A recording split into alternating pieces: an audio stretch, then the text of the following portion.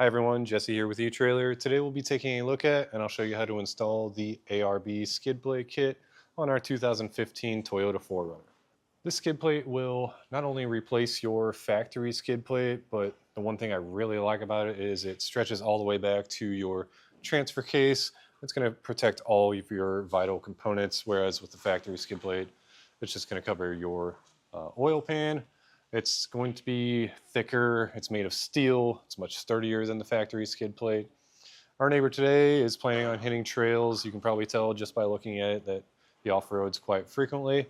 He actually already had a aftermarket skid plate up here, but it was only protecting his oil pan, and he was worried about everything else behind it, from his transmission to his transfer case. It comes in this really cool gray color that's definitely going to stand out when you're looking underneath your vehicle. And the front plate here, it just installs where that factory skid plate is, and then everything else behind it will attach together, so it's one cohesive unit here. Really no movement at all. So everything else just bolts up into the frame, and then we come back here. There's just a little bracket here that you attach using some factory hardware on one side, and then some included hardware here. Then we get to our transfer case. This attaches directly to your transfer case using transfer case bolts, and then on the front you have a factory mounting location there. But really that's all there is to it. It's just some high quality steel that it's something that if you're shopping around for, you know you're going to need it. Just give you that peace of mind when you're out there on the trails. You don't want to damage something and end up getting stuck or having to repair it. As for the installation, it's a pretty easy process. You just use some of the factory mounting bolts. I'd say the biggest issue that would come to mind is sometimes these factory skid plate bolts will break just from getting corrosion and rust over time. But other than that, ours came off and our new one went on pretty simply. If it's not something that you're looking to do yourself, maybe you just don't have the time, the space, or the tools to do so, feel free to check out our dealer locator to find somebody local to you that is willing to help you out with it. If this is something that you're looking to do yourself, then follow along and I'll walk you through the whole process. Also, if you've installed this yourself and you just want to share your experience with it or how easily it installed, please feel free to leave a review or a comment. To begin our installation, we'll need to remove our current skid plate. Ours is already aftermarket, but the factory skid plate installs essentially the same way. I believe your bolt sizes will just be slightly different. Ours are 13 millimeter. The factory ones are 12 millimeter. So I'll get these two front bolts removed.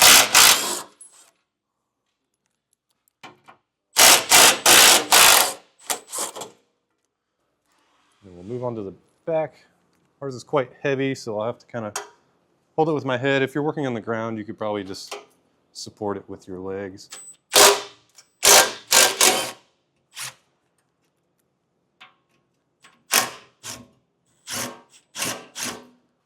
Now with the front skid plate removed, we'll move back to our differential here. Our kit comes with a new, more solid version of the factory diff cover. We'll take a 12 millimeter wrench and get the bolts popped off. There'll be two on the back side and two on the front side.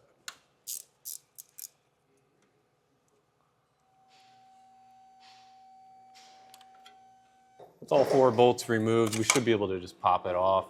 You may have to come in with a pry bar to help, but we'll set this aside. This is our front panel here. This will be the front side. This is the back side. We're going to start by installing 3 of these cage nuts, the larger ones in our kit, into here. These simply just clip around into the square. Then when we tighten a bolt down, it'll keep everything tight for us. Just kind of wedge those in place. Get one side started and then push in on the other side. And that'll hold those in place. Now we'll take our center panel. It's the panel that looks like this with the 2 large holes on the outside. It's going to be installed this way, and we'll use the factory bolts, which mine were aftermarket as you saw before. So I just grabbed some bolts, but your factory bolts will work just fine. We'll line those up with the 2 mounting points for our factory skid plate. Get that bolt threaded in. I'll get that started so it'll hold in place, then we'll get our other one started. Now we'll take our front plate and we're going to line up those nuts that we installed with these holes on our center plate. Kind of hold it up there. Then we'll take our shortest bolts out of the kit. I just took all the hardware out and kind of organized it a little bit to find our shortest bolts. Once you get the right bolt, you'll put a split washer, then a flat washer, and then we can install.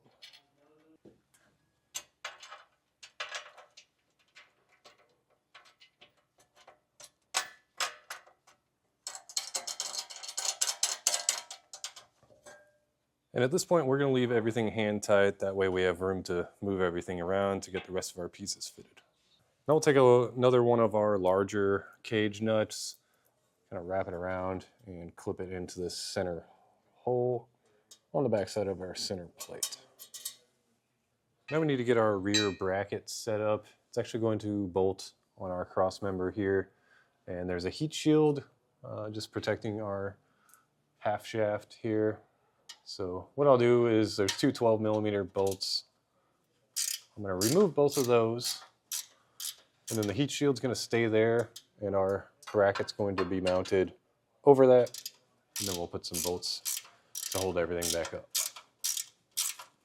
So now we don't have to pull this heat shield all the way out. We can just kind of let it rest there because our bracket's going to go in between it and the cross member. You'll see you have multiple holes here. Really what you're looking for is once you're lined up with those holes, just kind of picture the skid plate being mounted here and see if you interfere with your exhaust. Here in the US, we really only have petrol or gas engines on these 4Runners, so the lower option should be your best bet. I think the other option is really just for the diesel engines. Their exhaust is going to hang a little bit different. So we'll get that into place. And then we'll use some of our new hardware, just the short bolts that we've been using. Try to get this sandwiched in, and it is a pretty tight space. You may want to jack up the exhaust to give you some extra room, but we'll just get everything lined up and get our bolts started. So I'll get that all just threaded on with one bolt so we can let it hang. Because over on the other side, we don't have any threaded nuts or anything. So we'll take our larger cage nut here, and it's going to go into this hole here. It's kind of tricky. I think the best bet is to sneak it up from the top. There's a hole on top of our cross member. And there's also a hole in the bottom, so you can kind of get 2 fingers on there to help you get it into place, but it's just going to clip on like the ones on our front plate. I've been really struggling just getting this lined up. I can barely fit half a knuckle into either of the holes, but I have a magnet on a stick on the back side. So I'm just pushing against it and just trying to get that clipped into place. So I ended up using the magnet and use a screwdriver to hold it so that it wouldn't fall out. It's honestly a pretty loose fit in there. But at this point, I'm going to get this bolted up. I am holding the cage nut on the back side with my finger just so it doesn't get pushed in. And we'll use our large bolt that comes with already installed split washer and flat washer and get that threaded on. Now that we have all those bolts threaded on, we can tighten these bolts down now. These 2 here will be a 13mm, and you're going to have to use a wrench since it's so tight. And that larger bolt over there is a 17mm socket.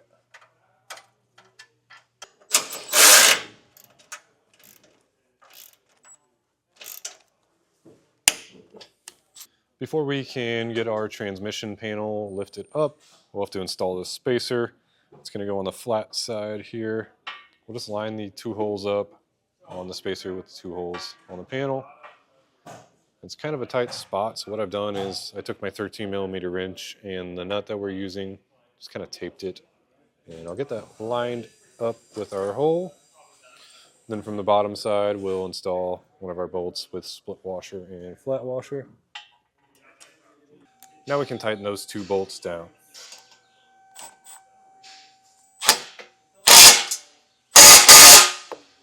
Now we can lift our plate into place. We'll start with the front bolt with washers that's going to install into the cage nut that we slipped into place earlier. Get that lined up and hand tightened for now. Now on the back side of this panel here, we can see there's two slotted holes that will line up with the two inner slotted holes of our bracket. So we'll slip a bolt up into place and get a flange nut on the top of that.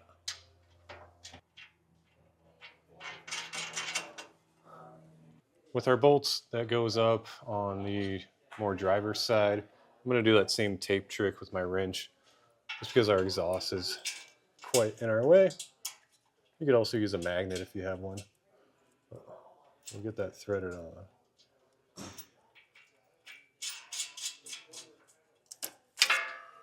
Now we have everything hand tight. We're still kind of hanging here, so we'll lift the front plate up into place, get it to line up with our factory weld nuts, and then we'll thread on the factory bolts that we removed from there.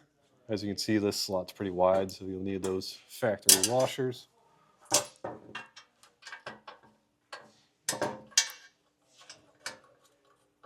Now we'll have 4 more of our factory holes. You can use your factory hardware, but the skid plate that I removed didn't use it, so I'm just using some extra hardware from the kit. These are kind of recessed, so it helps to have a socket on an extension like this to get them started. There's one there, one a little forward from there, and 2 on the other side.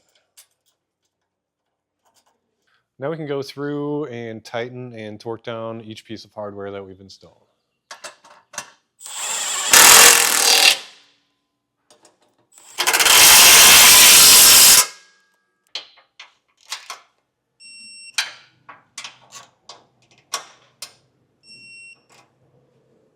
For our transfer case cover, we will be using the factory mounting points that we removed bolts from on the front side.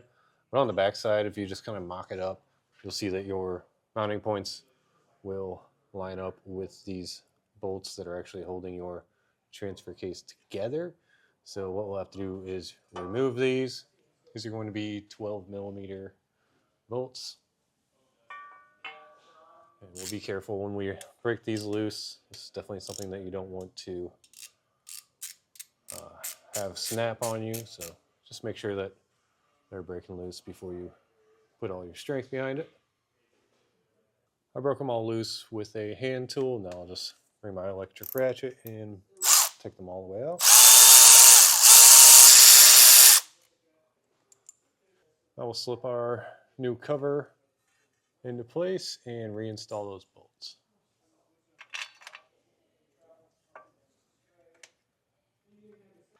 Now we'll just get our 2 front bolts installed, and then we'll go through and tighten and torque all of these to the manufacturer's specification.